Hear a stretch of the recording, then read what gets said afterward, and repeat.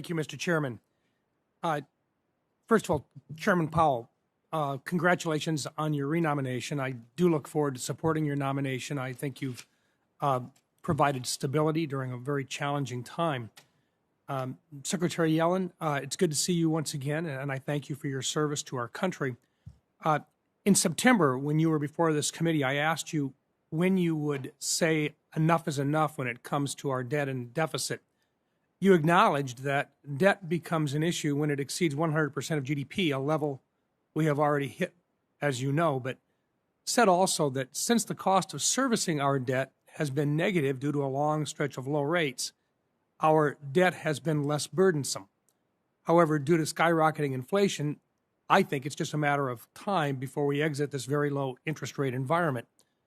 Do you think, Secretary Yellen, do you think it's finally time to start sounding some alarm bells with regard to the financing of our national debt?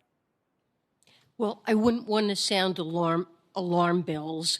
I think that we are in a sustainable debt path, but President Biden was very clear when he proposed the Build Back Better plan that it should be fully financed as the infrastructure bill was, and that is what CBO found, that the fiscal plans that the Biden administration have put forth in infrastructure and Build Back Better will not worsen the debt or deficit path, and indeed by the end of the 10-year horizon, Build Back Better lowers deficits, and it yields very great benefits beyond the 10-year horizon, particularly from the investment in the IRS to enhance its ability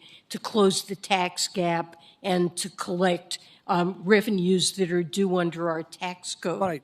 So it is a fiscally responsible plan that makes matters better rather than worse. Madam Secretary, I guess the reason for my question is that it's not just a matter of whether or not we have $500 billion or so that'll have to be financed or more during a 10-year time period as that money comes back in for paying for programs that are 4 to 5 years in duration under the proposal. But rather, we have $29 trillion plus that will not only be refinanced during a time period, but may very well be refinanced at a higher rate.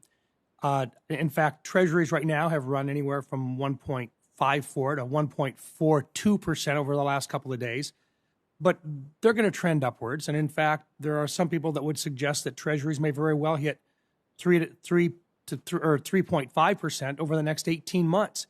Do you think that would be a reasonable expectation?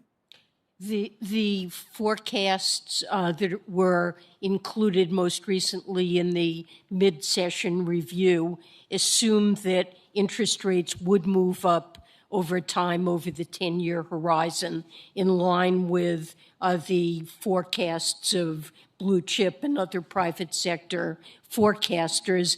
And even then, given the expectation that real interest rates are likely to remain low, below levels that prevailed for much of the post-war period for important structural reasons that we've seen plentiful savings at the global level and weak investment demand.